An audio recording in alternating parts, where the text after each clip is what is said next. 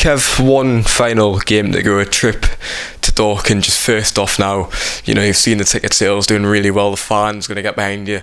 How big of an occasion do you want this to be, and how big, has preparation been leading up to this one? Yeah, I want to win. It's as simple as that. We're not going down there with the flip-flops on thinking the season's done.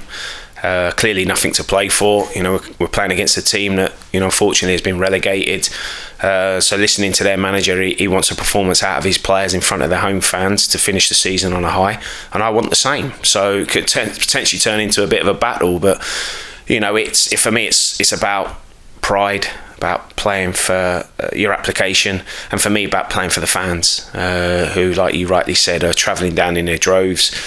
Ticket sales are unbelievable, they're getting dressed up, so we want it to be a party carnival atmosphere, but the players can't be in that mindset. They're going there to perform, it's their job, they're professional footballers, and we all want to finish on a high. So we're going to expect a battle, but we'll be well prepared. When you get to this stage of the season, training, you have to kind of adapt it a little bit more differently and probably make it a little bit more enjoyable, because in terms of the tactical work, we know what Dorking's about, we know what's expected from our players in and out of possession, we know what's individually is required, so now it's about getting them hungry for the game.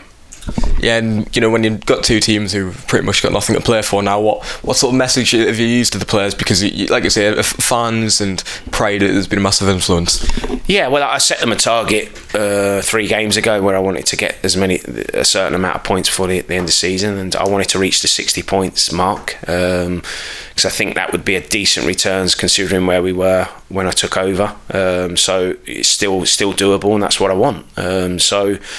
The message is for them is, for whatever reason you're playing for, go and apply yourself right, make sure your attitude's spot on, and go and perform in front of those fans. And, if you do that, everyone goes away happy. What we can't afford is a performance like we had at Maidenhead, away from home. I'm very conscious of what happened to the club when they played Barrow a few years back on the last day of the season, when they got dressed up and they didn't perform. So that cannot happen at the weekend. We're doing it right. We're travelling and training on the way down tomorrow. They'll be in a hotel, a fantastic hotel. So the club are doing right by them. Now it's over to the players on Saturday for them to do it right. Mentioned after Saturday we had a few knocks, of course, more academy lads involved, very complimentary yourself and obviously Ian McGuckin as well, about how their involvement and their contributions to the team. So how does the squad look this week?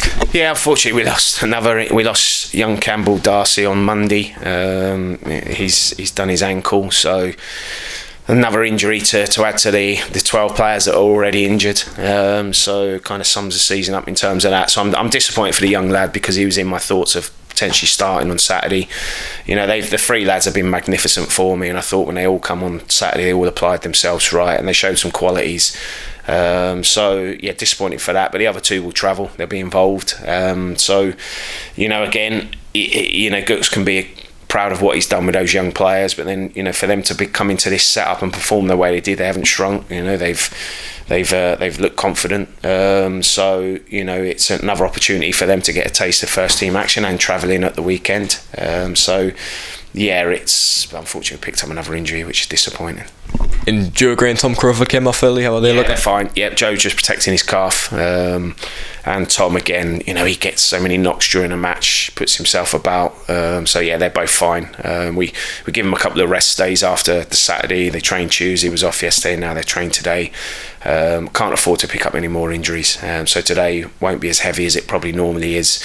It's about having the players fully fit, fresh, ready to go Saturday.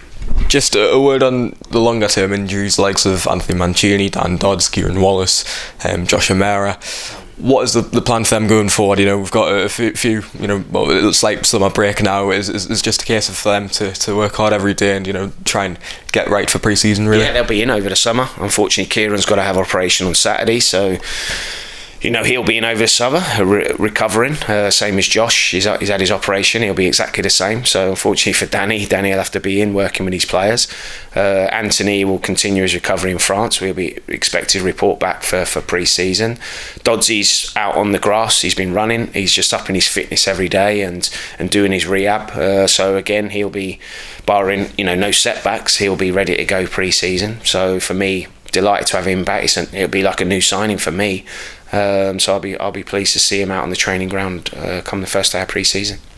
On a personal note, the last week or 2 or 3 weeks, how has it been? Has there been a dual focus? You're not just looking towards the game on a Saturday, but you're also looking towards your summer planning.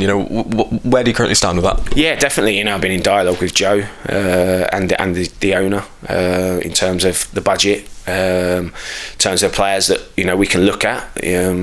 In terms of bringing them in next season, there's the work doesn't just stop because it's our last game on Saturday. The players will disperse. We'll have our meetings, with the players individually, conversations, and then my work starts. Yes, I'll be probably at home in the Midlands in my house, but there'll be loads of Zoom calls and phone calls between me and Joe and Ronnie, and to speak about players. Lots of hours on Y Scout watching players, so my job really starts then. And I've already said we don't expect players, 6-7 players to rock up in the first 2 weeks, because majority of players that we're probably looking at will have contracts that run till the end of June. All I can ask for is patience from the fans, but we will be working extremely hard to try and bring in the players that we feel will make this club a lot stronger and will compete next year, week in and week out. Just on a personal note, the last few months, arriving at the club in January, and even the period before that, when you had the time out of the game, a slight little break, how has the season gone? How have you felt? How much have you learned? I've learned an awful lot. There's the emotions that I've felt since I've been in January haven't surprised me. There's been ups, there's been downs. But a lot of a learning experience. Of course, I had to come in here on my own and get used to the staff. There's times when I felt like I signed here last January. But it's been a great learning curve, and in the main, apart from the Gateshead game, which was 45 minutes of not acceptable football, apart from that, there's been the odd arse where it's not been good enough. But I think the reaction from the players, from me personally, has been good. Considering where we were when I came in, speaking to staff here, they couldn't see where another win was going to come from. So to get the reaction from the players, and then we had a little slight dip, and then after the Gateshead game could quite have easily folded, but they didn't. And that's credit to all the staff here to lift those players, to get the best out of them, to survive in this league. And if we get a win Saturday, finish on 60 points, I'm pretty sure a lot of fans would never have seen that coming. So lots of positives. We clearly know, and I don't need to keep saying what we need to do in the summer, but for me, I've enjoyed every minute of it. I can't thank the fans enough for getting behind me.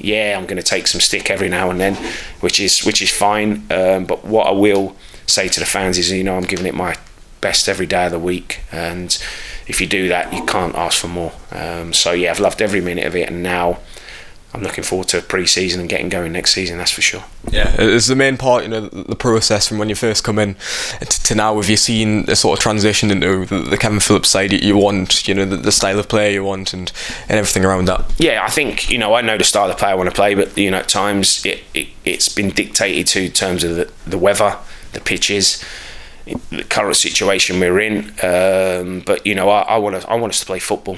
I've said that from day one. I want to be able to play out from the back. I want us to feel comfortable. I want us to express ourselves, play with a freedom. But the biggest thing is, in which we haven't had, I want pace in the team. I want energy, and I want to be a team that at times majority of the time will press from the front, and especially at home in front of our own fans. But then away from home, being a little bit more defensive minded, because you can't be too gung-ho, because we've already seen this season, there's teams here, majority of teams got good players in them that can hurt you, so we have to get the balance right. But ultimately, I want to put a team together that the crowd can be proud of, we can be proud of as staff. That's got to be our criteria moving forward.